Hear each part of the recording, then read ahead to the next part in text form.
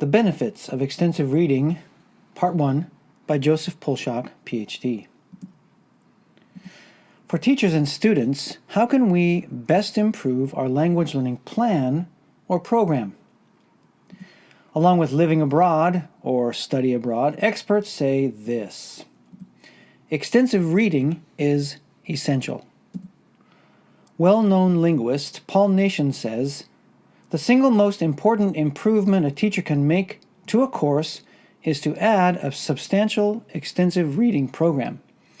And we can say the same thing for individual learners. The single most important improvement a student or learner can make to his or her language learning plan is to add a substantial extensive reading program.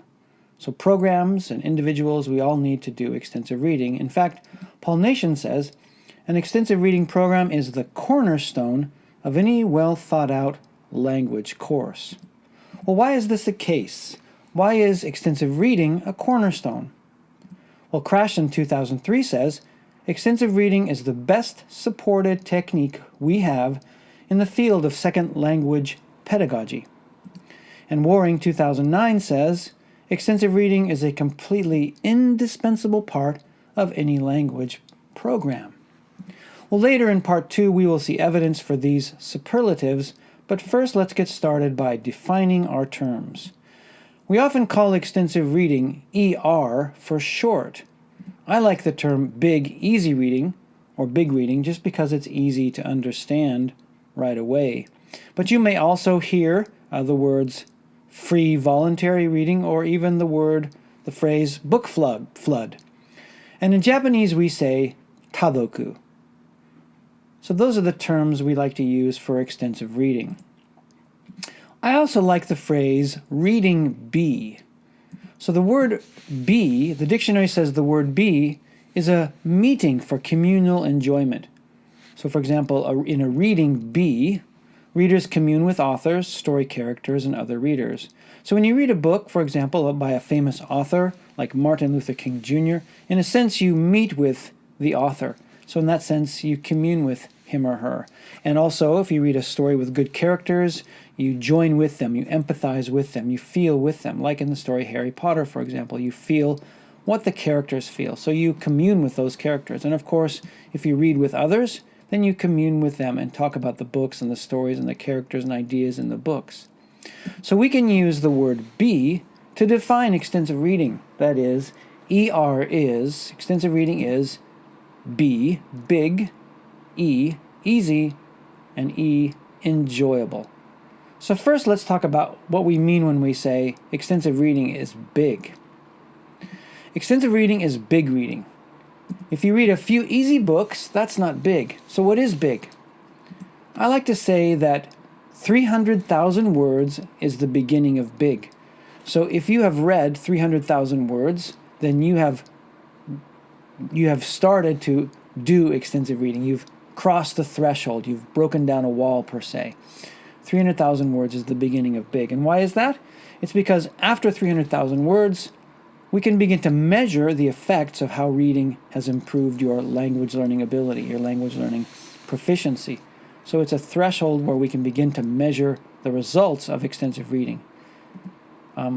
We can also say that 3 million words, of course, is very big, and it actually equals 1 year of study abroad. So if you read 3 million words for learning English, that could actually equal, you can get the same kind of results as you would if you went and studied abroad for 1 year. And this comes from research by Nishizawa, Yoshioka, and Fukuda, 2010. So extensive reading is big. Read a lot and you'll get results. But it's also easy. Well, what do we mean by easy? ER is big and it's easy reading. So the question is, what percentage of the words in a text do we need to know to read easy? Let's look at a difficult text. In this text, even a native speaker will only know 70% of the words. Let's read it. In OPA without adir mundi, palling our bands to speak their buttles. In these places, benevolence may not jarvis with the palling holt. If they do not jarvis with the palling holt, they cannot respond to their dowricks and duffins. Moreover, without adir mundi, hubbards do not have to worry so much about descripting what the palling lauder. Perhaps some benevolents do not allow adir mundi because they do not holt to be a stregony. They may fear vicary would happen if palling stace courant. I think addermundi in this text is the key word, but we don't know what it means because there's no surrounding context that gives us a hint about what it means. And in fact, all of the words in red are nonsense words. So even native speakers, when they read this text, only know 70 of the words, and it's impossible to understand. If you're a teacher and you give your students this kind of text, then it's not extensive reading or even intensive reading. I like to call it torture reading, or in Japanese, gomondoku. So we don't want to do this. It's too difficult. Let's look at another text where there's 98% coverage. So in countries without free speech, now we know the words addermundi means free speech, and we can see the rest of the text. The word in red is unknown, but the surrounding words will give you a hint to know the meaning of it. So this is much easier. So this is what we mean by easy. In fact, easy is 98% coverage. So ER is big, easy reading. For a text to be easy, we need to know 98% of the words. That's 2 words in every 100, or 20 words in every 1,000. So if you read 1,000 words, you're still going to meet lots of unknown words.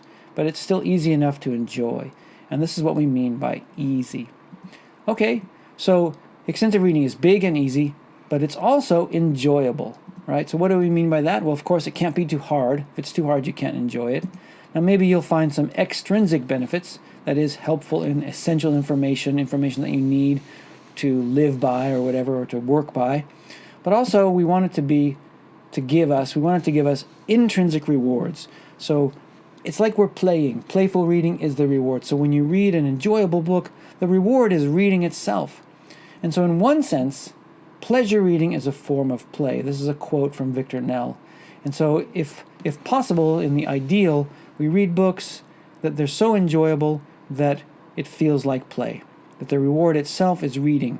It might be that you're reading a book on the train and you miss your stop, and that's because it was so enjoyable you got lost in it.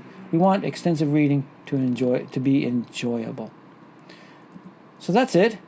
We've seen that ER is big, it's easy and enjoyable, and in the next section we'll look at how ER helps make for masterful English. This has been The Benefits of Extensive Reading, Part 1, by Joseph Polshock, PhD.